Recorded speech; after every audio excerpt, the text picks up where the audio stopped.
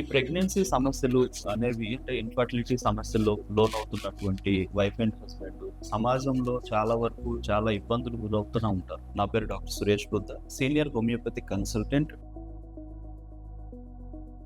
అంటే ఇది ఒక సోషల్ ప్రాబ్లమ్‌గా కూడా మారిపోతూ ఉంటుంది. ఎందుకంటే బయటికి వెళ్ళిన ప్రతిసారి వాళ్ళు ఎక్కడైనా పిల్లల్ని చూసినా, లేదంటే ఎవరైనా ఒక మాట అడిగినా కూడా, అమ్మా ఇంకా ఎప్పుడు, ఇంకా ఎన్నాళ్ళు అనేటటువంటి వాళ్ళకి ఇంట్లో ఉండే కొంతమంది ద్వారా క్వెషన్స్ వస్తూ ఉంటాయి. బయట ఉండే రిలేటివ్స్ ద్వారా క్వెషన్స్ వస్తూ ఉంటాయి. ఇంకా ఇతరుల ద్వారా కూడా క్వెషన్స్ వస్తూ ఉంటాయి. వీటి వల్ల వాళ్ళు మానసికంగా చాలా కృంగిపోవడం జరుగుతా ఉంటుంది. కానీ అప్పటికే వాళ్ళు ట్రీట్మెంట్ పైన ఉండొచ్చు. లేదు అంటే అప్పటికి ఏదైనా మిస్‌క్యారేజెస్ అనేవి, అబార్షన్స్ అంటాం కదా!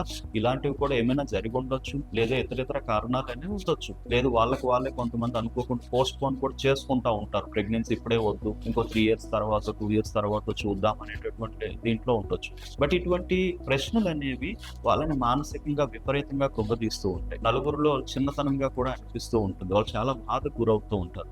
దయచేసి ఇటువంటి ప్రశ్నలనేవి వాళ్ళని అడగకుండా వాళ్ళకి సపోర్ట్ చేసి, వాళ్ళకి కొండంత అండగా ఉండాల్సిన అవసరం అనేది మిగతా అందరిలో కూడా ఉంటుంది. సో, ఈ విధమైనటువంటి ఆలోచనలనేవి ప్రతి పేరెంట్స్ దగ్గర నుంచి, మిగతా వాళ్ళ దగ్గర నుంచి, రిలేటివ్స్ దగ్గర నుంచి ఆలోచన పెంచుకోవడం అనేది చాలా అవసరం.